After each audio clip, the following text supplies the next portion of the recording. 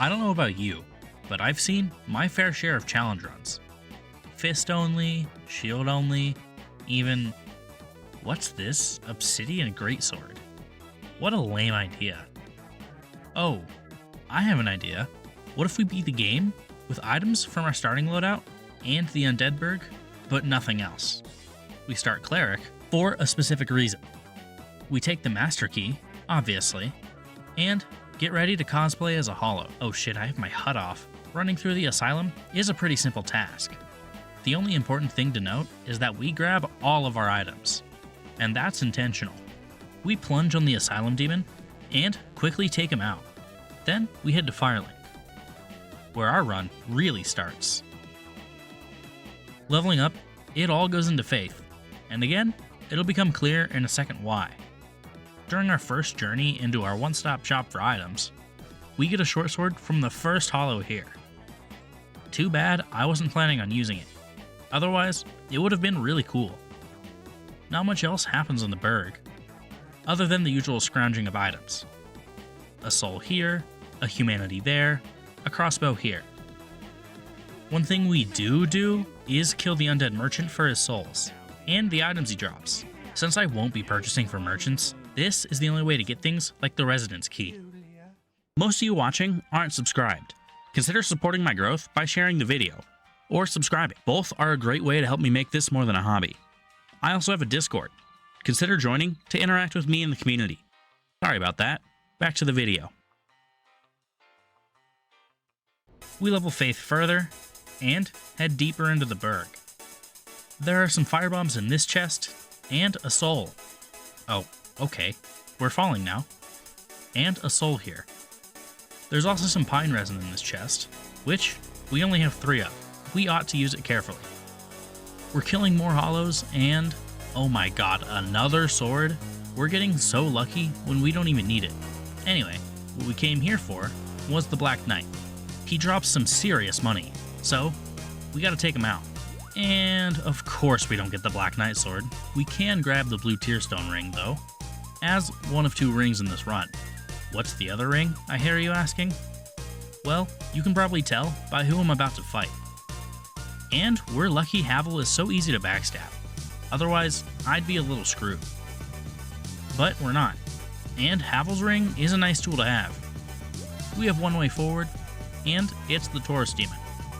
We hit a quick plunge, and rush down the boss for an easy kill. Hey Solaire, what are you doing in the BURG? Wait. In the BURG? Oh no. Buddy, I'm sorry. Alright. We level Faith to 25, and now we get what we leveled Faith for so much. With 25 Faith, we can enter the Warriors of Sunlight, and by entering the Covenant, you get Lightning Spear. Before we test it out though, we have to take out this Parish Black Knight. And remember, we're not using items from the Parish, only from the BURG. So, we drop this Titanite chunk. Next, in the Boar Room, we test out Lightning Spear. And we don't regret it. The Hollow Room comes right after, and even while taking some damage, our Heal Miracle allows us to not waste any Estus. Up next is a question. Am I allowed to grab items needed for typical progression? This isn't in the BURG, but it's also needed to progress normally. I say yeah. So, we grab the basement key. After several attempts to Lightning Spear the caster, we settle on the Tower Knight. Wow, that's a lot of damage. As usual, the souls are a plus. We almost grabbed the Firekeeper soul. No upgraded Estus for us. We go ahead and unlock the Firelink shortcut, and figure out how to deal with these hollows. We get them eventually, and take the caster down, on his level. And now, it's time for the gargoyles. It's a pretty standard assignment. We beat one down to have health before tossing a lightning spear. Needless to say, the fight basically ends there. And that's our first Bell of Awakening. It only gets harder from here. So, let's prepare. We start to make our way back down, and...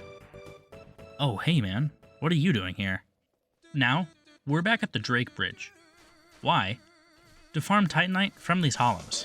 We can't buy any from someone like Andre, and there's none to pick up. So, this is our only option. We get to 10 humanity for max drop rates, and get started. It doesn't take long for them to start dropping items. None seem to be Titanite so far, but we get 9 within the hour. And Andre happily upgrades our mace to +5. And, in case you don't realize, that's our max upgrade. The large ember is in the depths, so good luck getting past +5 without it. In the lower Undead Burg, we grab some more humanity, as well as a sorcerer's set. We kill the Hollow Thieves in their own home, and make it to the Capper Demon. Since we have our starting shield, I'm not too concerned about this fight. We take out the first dog, and dodge damage, all in low visibility, while preparing for the next dog. This part of the fight is very fast for Dark Souls 1, so we back off, heal, and take out dog number 2.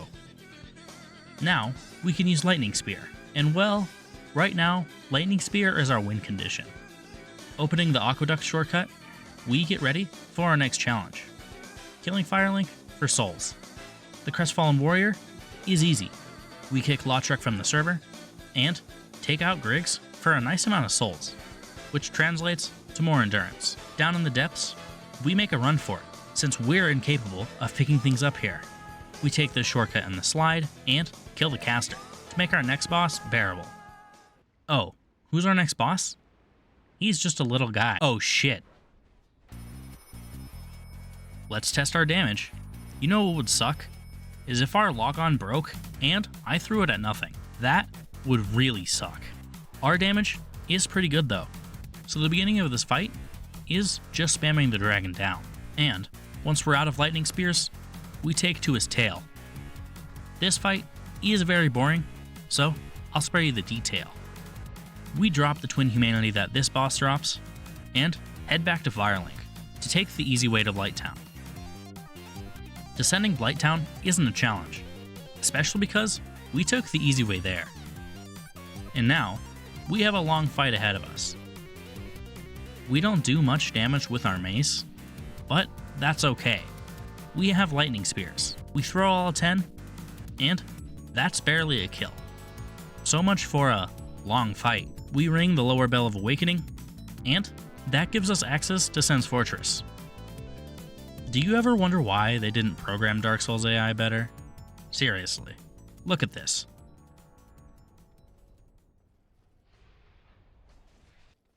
Pfft, get rolled, idiot. With my newfound incorpore reality, these boulders are no issue.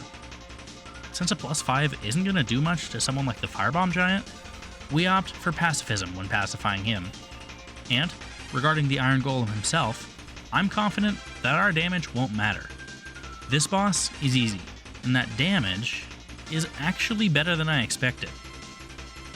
At the end of our supply, we pretty much have a kill, and we secure it. Dropping the core, we move into Anor Londo. We kill some Painting Guardians, and some others kill themselves. But, as a whole, the rafters are easy. The Silver Knight Archer here is way dumber than he thinks he is, and he falls off like all the other enemies in this area. And we make it to our next bonfire. Oh, where's Solaire? Wait, I miss him. How could this be my son? Let's keep pushing for Solaire. Next is Ornstein and Smo. I know these guys are lightning resistant, but let's see it. Whew, yeah, that's not happening. Our normal attacks aren't much better, but at least there's less startup. This fight is just wait for Smo, get hit sometimes, wait for Smo, hope Ornstein is busy, and hit him a couple times. And repeat, until Ornstein is dead. Which takes a long time on challenge runs, but hey, at least we stagger him. Ornstein does go down eventually, and with rubble in his face, he meets his end via Smo. Let's check Lightning Spear for this phase too. Might as well. Okay. Alright, it's enough to make me actually use them. We use all of them, but we have a ways to go. At least the hard part of this fight is over. Now, it's just swinging until he jumps, and running. Which, with our luck, is never. And he goes down, first try. The next thing we do is place the Lord Vessel, which gives us access to the next areas. And first on that list is Sif. Although, the route there is going to be tough. With no Crest of Artorias, we have to take the long route through Darkroot Basin. The main issue here is this ladder. Since the Hydra is borderline unkillable, we have to hope that it doesn't kill us with its projectiles. A couple more tries, and yeah, we make it up the ladder. Quick question, does anyone really care about this cat thing? I completely forgot it even exists. And it's also really annoying. You know who isn't annoying? Sif. One of the better designed bosses in this game, IMO. Here comes the lightning spear. Oh, a critical hit. Oh, a critical hit. Oh, a critical miss. A critical hit. Next, we have to head down to New Londo. Transient curses aren't allowed. Not that I use them anyway. This room is a bit annoying, because we have to lead the ghosts away from the exit. And we barely make it out. And I mean barely. This room is also annoying. Purely because of the ladder, we almost never make it up. We do make it up at some point though. And kill Ingward for the key because we feel like it. And, as we drain New Londo, we wonder how possible the upcoming challenge is. The only thing we can do is test. Oh, okay. No point in Lightning Spear then. Nah, next time. Damn. Maybe we'll go do some other Lord Souls first. Well, it looks like the Demon Runes are up first. And, after activating Ceaseless, he ceases. A little further in, this is a useful shortcut. As long as you know to stand right here while killing this wall centipede, because he can't hit you at all. Since we don't have 30 humanity, we have to go the normal route. And get ready for the fire stage. Charging a lightning spear, that's good damage. And we burn through our lightning supply and our heal supply, since our Estus flask is starting to lack. After all 10 lightning spears are out, we still have about a third to go, which shouldn't be too hard with the fire sage. Slow boss it is.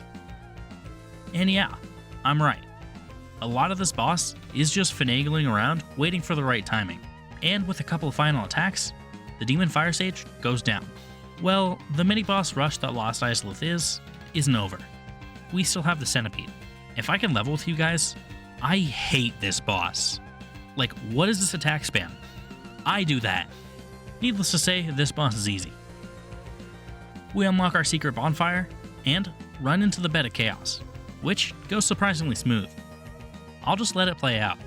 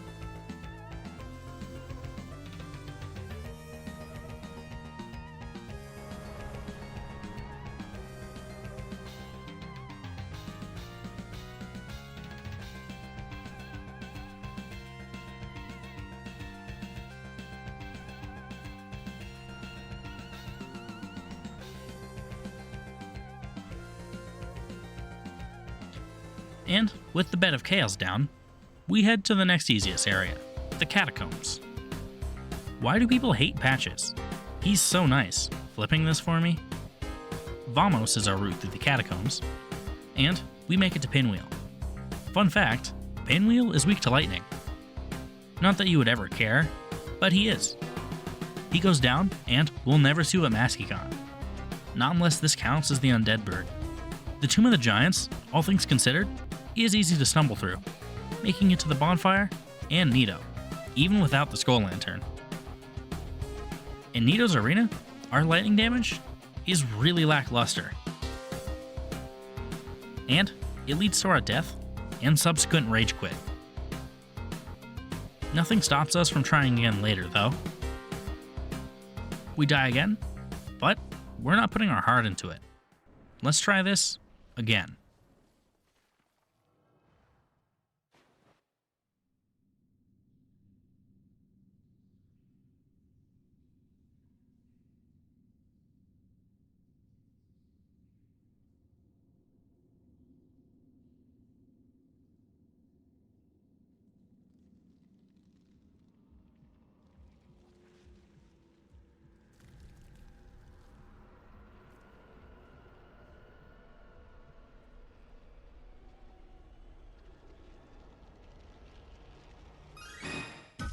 We open this fight with a heal, which is unsuccessful, on account of Nito's stupid ranged attack. We don't have a problem casting again though, which works. Now, we have the first round of skeletons. We take them out, with little trouble. We camp them out for a second round, right before Nito comes up. We throw a lightning spear this way, and use a gold pine resin. And we start to rush him down, because we have a limited time to make this work. Any AoEs are good for lightning spear. As we make it near the end, we start to choke, and throw a bolt at a skeleton, ending our run. Our next attempt, honestly, goes the same. And without pine resin, I don't know what to do. So, is this it? On our way back, we're thinking, what else can we do? Did Solaire die for nothing? Well, he can't have. I won't allow it. Maybe I just need to embrace him. Find my own son. My own son. That's it. Let's do this. For real this time.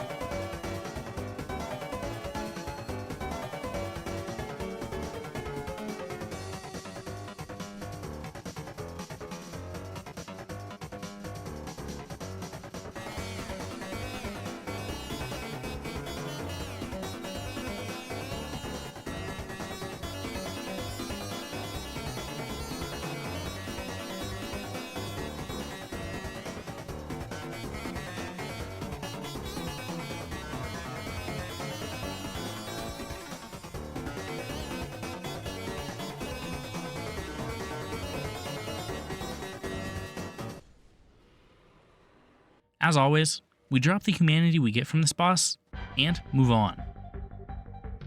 It's time for new Londo. For real this time. We have our shortcuts ready, from the last time we were here, making the route to this boss short and easy. Alright, with our new levels and gained knowledge, let's see what we can do. Damage is really bad, but let's see how quickly we can manage this. By the time the second king spawns, we barely have the first one halfway down, which quickly spirals into a loss. But we're not giving up yet. This time, we get our first king down, and in fact, we even get a second one. But we're unsuccessful. Well, it's time to go full Solaire mode. We use Solaire's shield to block the projectiles, And the bracelets give us some poise. We're expecting a rough fight, between 3 or 4 at a time, so let's get started.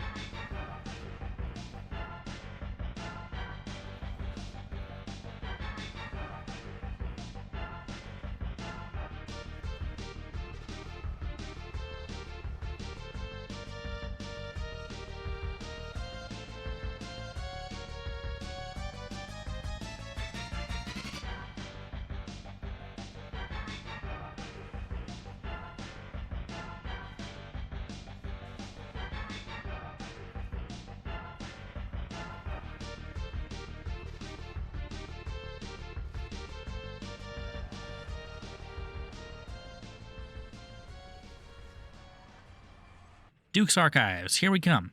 The last area. Let's rush through it as always. We kill this crystal guy, and get killed by this crystal guy.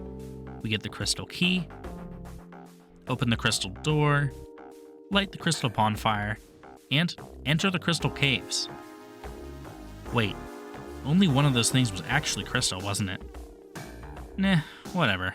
Time to fight the crystal boss. I don't know about you, but Seath is kind of hard to call a boss, especially when he's this easy. Thank God this isn't a magic run. Otherwise, I'd have some trouble. It doesn't take too long before this fight is pretty much in the bag. And with that, we have a door to open. Alright, so Gwyn? Well, we have a shield, so Gwyn is easy. Parry, riposte, Estus, parry, riposte, Estus, parry, riposte. Okay, you get it. And with that, in remembrance of Solaire, we link the flame. Wait, we let it die? What the fuck? I'm sorry, son, bro.